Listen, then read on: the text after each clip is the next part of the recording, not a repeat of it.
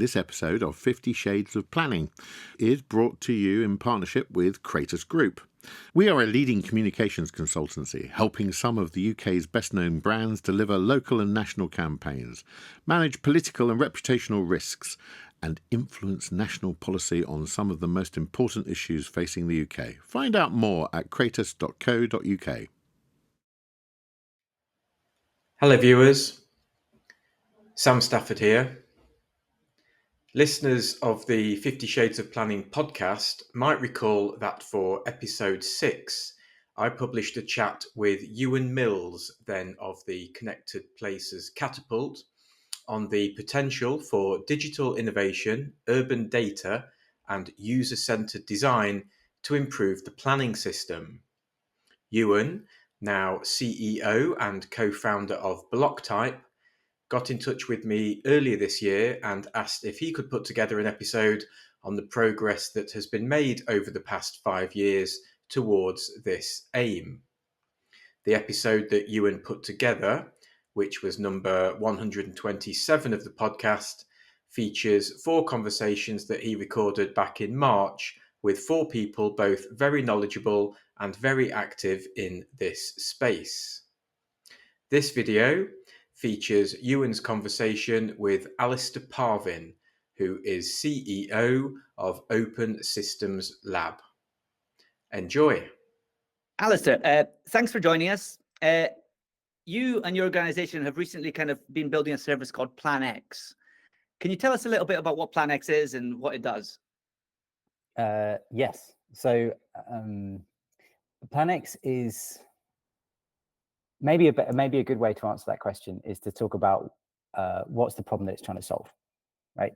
So where does planning information live in the world today, right? So the planning system was created in 1947, and basically its operating system, if you like, it's the basic way it transacts information was originally documents. So knowledge in the planning system exists broadly in 2 places, which is one in very, very long documents, and you've got to know all these documents and which one is relevant and which one isn't, and of course in heads of experts, right?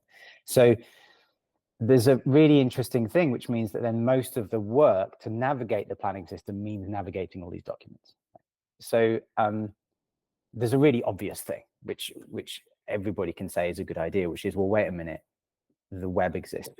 Right? Computers and the web exist now. They didn't exist in 1947. That's not how we deal with information and knowledge in most of other areas of our lives. So when we buy a holiday or buy car insurance or whatever, right, we're used to doing these in using data, using web applications, web services. And so that knowledge, those rules are in the form of code, right? But there's a problem with planning, right, which is there's 3 particular, so it's really easy to imagine as, hey, wouldn't it be cool if we can make digital apps where that, that knowledge is just baked into planning services. But there's 3 big problems that we have, right, with planning in particular. One, planning is really, really vast. There's loads and loads of information in the planning system, right, and it keeps changing.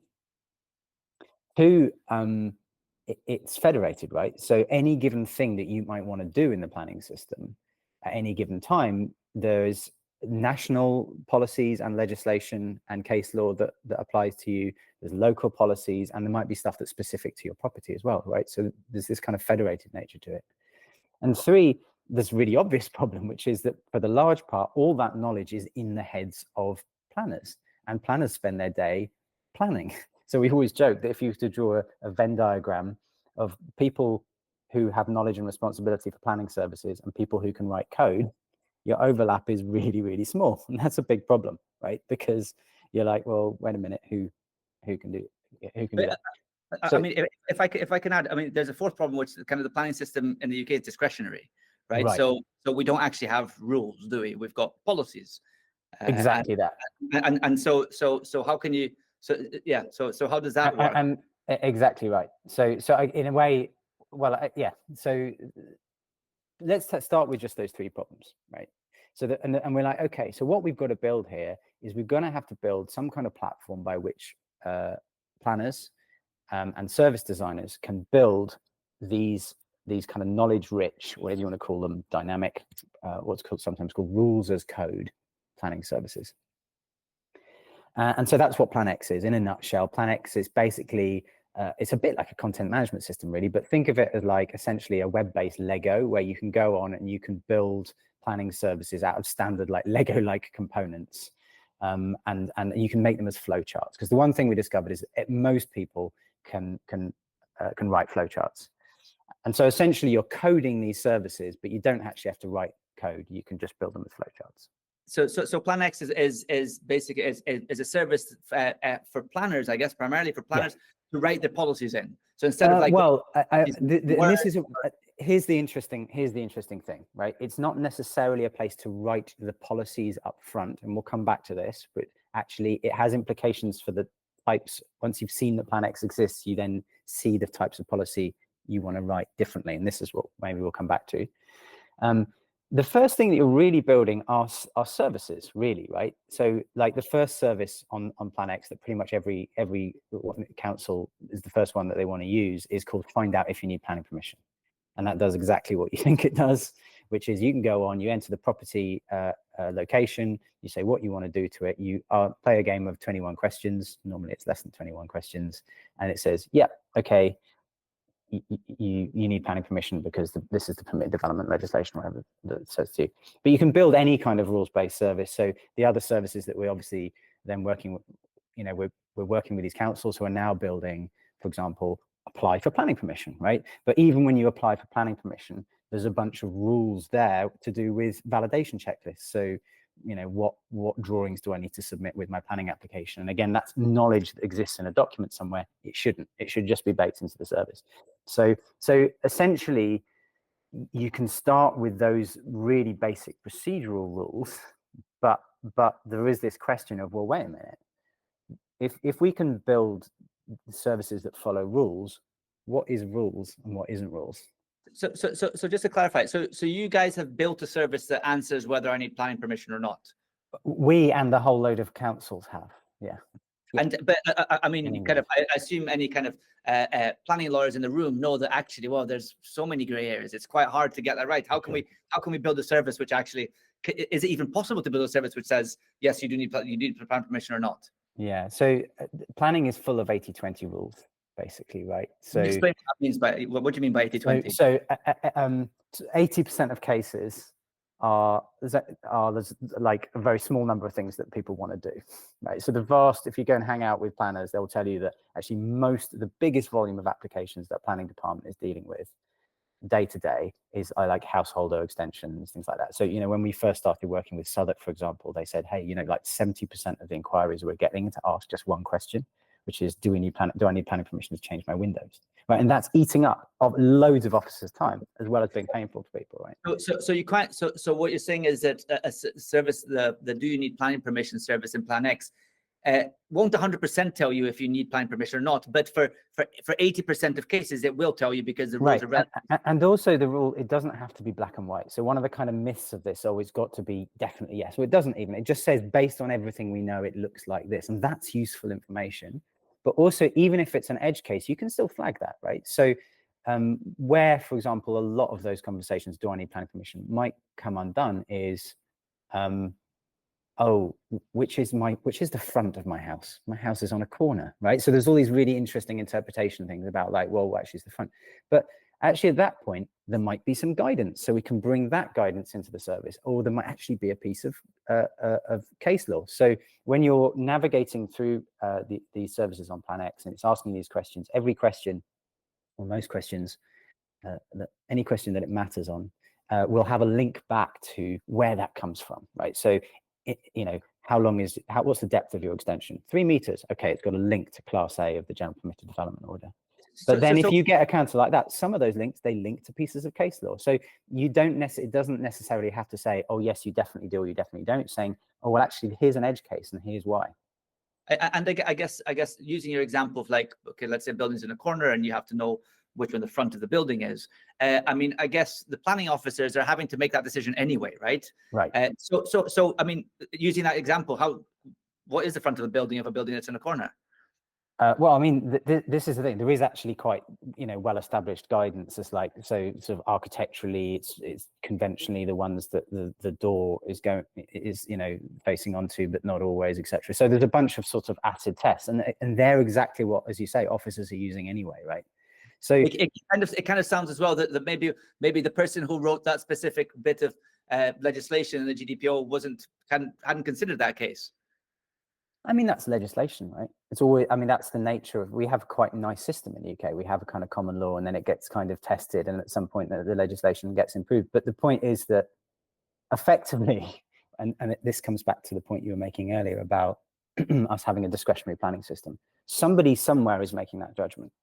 So one of the interesting things that's fascinating to watch is when you give this tool to planners, and they'll, and see what they start building and see what they want to build. But one of the questions that we find ourselves sort of saying a lot is, can you make a rule for that? Because for one of the things that I think a lot of applicants find extremely frustrating about the planning system is its perceived inconsistency, right? Is that if you ask, this planning officer on this day on a Tuesday, or another planning officer the same question on a Wednesday, you might get a different answer. So essentially it's like at some point somebody is making a judgment as to, well, how do we interpret that? So there's this kind of continuous process of saying, well, actually, in some cases the rules are really clear cut. The legislation has it really well defined, and we know what that is, and there's a good body of case law. Very, very small number of cases it's much less defined, but in most cases, if you actually put the tool into the hands of the planner and say, can you make a rule for that? And actually, they can eventually, or they can make a rule that works in 80% of the time and then flag to say, no, this is the rest of the time. I'm afraid we're going to have to really. So in my time as design officer at the GLA, we used to kind of have lots of discussions around building height, though.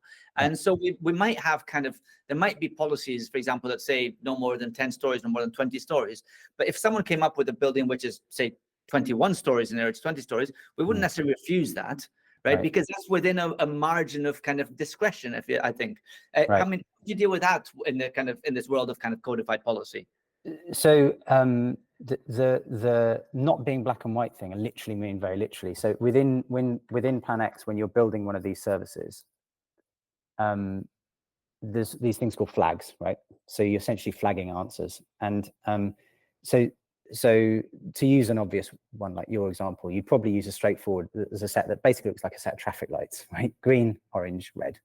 And that's really easy, right? So because in some cases you say, right, what's the height of your building? Okay, less than 4 stories, cool, green. More than 30 stories, red. We're not even going to consider it.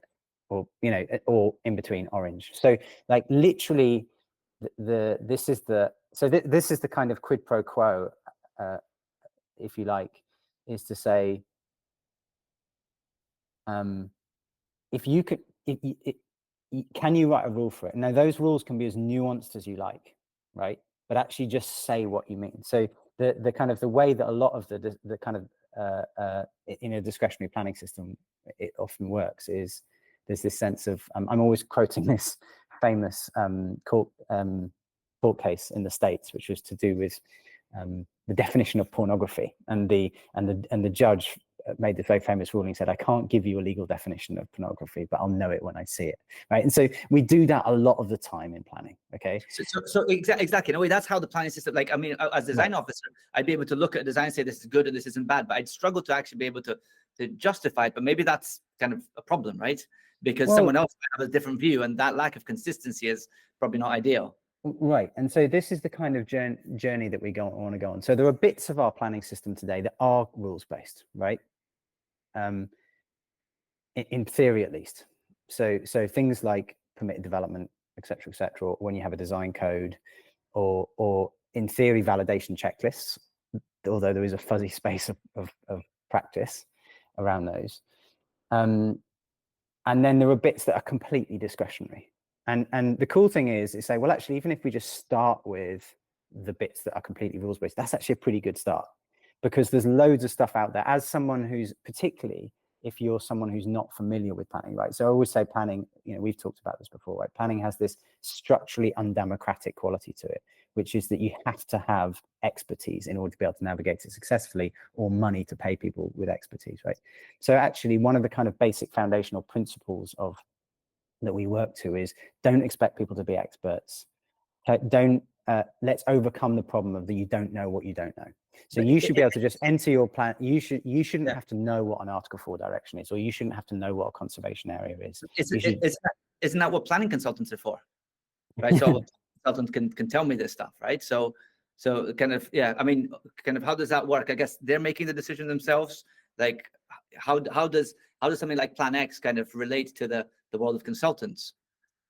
Like there's two things of consultancy, right? Which is that I'm going to be controversial and have people throwing vegetables here, but consultancy, there's when as a consultant are you adding value, and when as a consultant is it actually a form of navigating failure, right? It's because something is so difficult that you need a consultancy, and is that really kind of that rewarding work, right? So one of the things that the technology, and I'm not really talking about AI and large language models and all this kind of stuff. I'm really just talking about the web.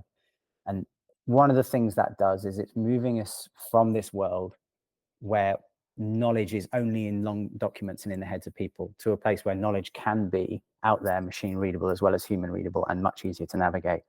So what does that actually mean for like knowledge professionals? It broadly means a shift from you will not make as much of your money basically selling the same knowledge over and over and over again, right? And instead, the future domain of knowledge professionals is maintaining these services, these flows, these rules, right, and making better ones, and also then really helping with the really extreme out there edge, helping navigate the edge case. And that's not a bad thing, right? So don't tell me that we're going to run out of work, because look at the challenge that's out the window. We've got to build zero carbon cities in a few decades. Like we're not running out of work anytime soon around the domain of things. And also there's this other big obvious thing, which is right in front of us. You and we've talked about this all the time, which is the great paradox of planning today is that when you follow planners around, you realize that very little of their time is spent planning. So certainly in the public sector, actually most of the work that goes on in what we call planning today is actually development control. It's not even planning, right? So our kind of slogan that we're always going back to is actually let's let planners spend more time planning, because that's what most planners went into planning to do anyway. So and just to kind of wrap up this as well, I mean, so Plan X is a real thing. It's a real service, and it's local authorities are using it already. Do you have a rough number of how many local authorities are starting to use Plan X? Yeah, absolutely. So at the moment, I think there's 8 local authorities who've got at least one service live with Plan X, and there's 13 more, I think, in preparation, and then I think there's a bunch more then kind of going to be coming through. So we're going to be moving, I think, within the next year or so to a point where it's somewhere in the region of about 40 or so. And this is amazing because I mean, I guess in the process of doing this, it must be those planners who are starting to kind of put their knowledge, put their policies into Plan X. They're probably starting to kind of change the culture of how they think about policy and how they write policy. Have you seen? Is that something that you see come up? So this is this for me is one of the reasons we're really interested in it. So there's a short-term win, which is that right now, just the sheer burden of this legacy creaking operating system in planning, right, which is that it's incredibly opaque and difficult to navigate, particularly for applicants, particularly for small players and less experienced people, but also, let's face it, for everybody, right? But also massive burden on councils, right? So that's the immediate win, right? Is that we can immediately start to reduce the number of planning applications that are invalid at the point of submission, right? Which was around 50%, which is just crazy, right? So that's the immediate win of this.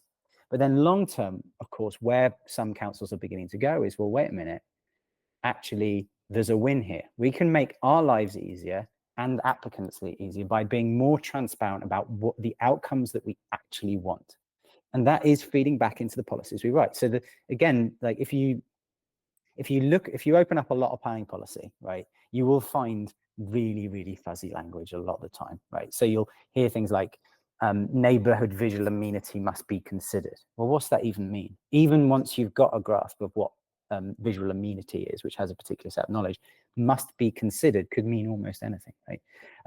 There was a planner I was speaking to the other day said they'd found a really good one, which is schemes that are architecturally exemplary will be favorably considered. Well, what's that mean, right?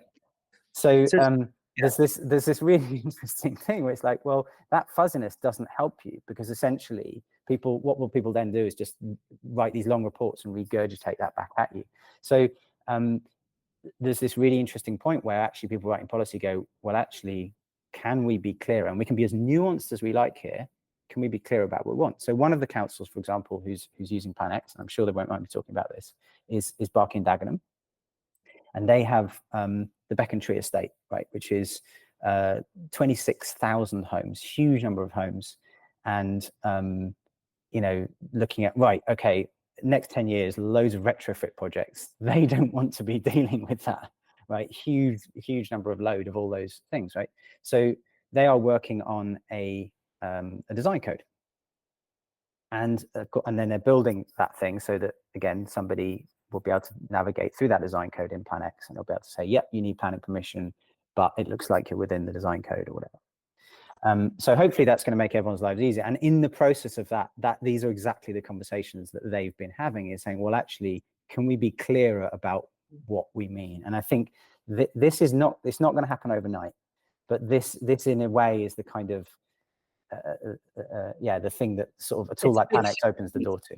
It sounds to me like this is kind of it's a classic example of like a kind of a new technology kind of being made available that's actually kind of triggers some larger kind of cultural shift and potentially kind of the planning industry. And I think that's what makes, I think, Plan X particularly exciting. If people want to find out about Plan X, what is it? Is it? I assume there's something on the web that they can look up. What's the address? Yeah, there's planx.uk, which of course, ironically, is really quite an old website because we put all the effort into the product itself. But yeah, you can check it out, planx.uk. And also, we're like, the whole project is being supported and developed through the Open Digital Planning Programme as well, and there's regular public show and tells and things like that. So, and we're going to be speaking to Matt Woodhill in a bit, and he's going to talk to us about that wider kind of government kind of initiative. Alistair, thank you so much. Absolutely fascinating, incredibly inspirational. I think Plan X is probably one of the most exciting things to be coming out of the kind of the digital planning world kind of in the last kind of few years. So we look forward to seeing how it develops. Cheers. Pleasure chatting. Hello, viewers. Sam again. My thanks to Euan and Alistair for letting me share that conversation with you. Look out for the other three, which I will share on here as well.